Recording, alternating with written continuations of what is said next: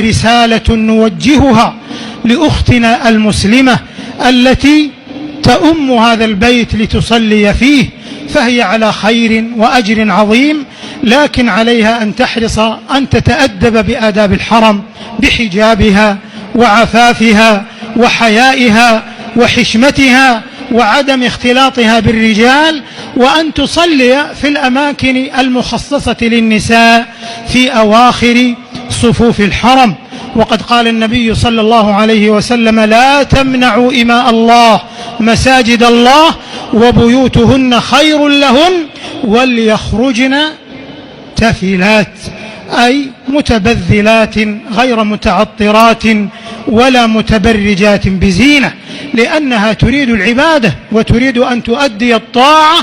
على ما شرع الله سبحانه وتعالى وسن رسوله صلى الله عليه وسلم. وكذلك لفتة إلى إخوتنا المعتكفين، تقبل الله منا ومنهم الاعتكاف وسائر الأعمال، أن يحرصوا على فقه الاعتكاف والالتزام بآدابه،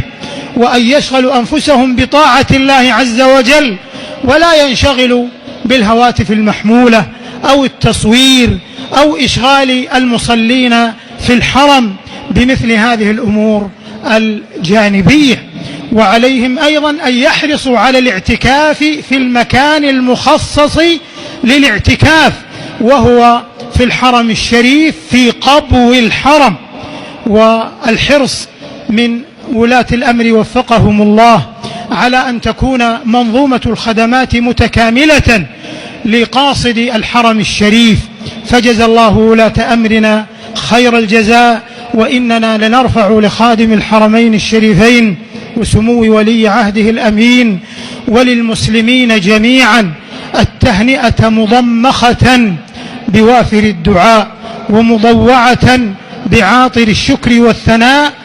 أن من الله علينا بحلول هذه العشر المباركة، والله الله في اغتنامها،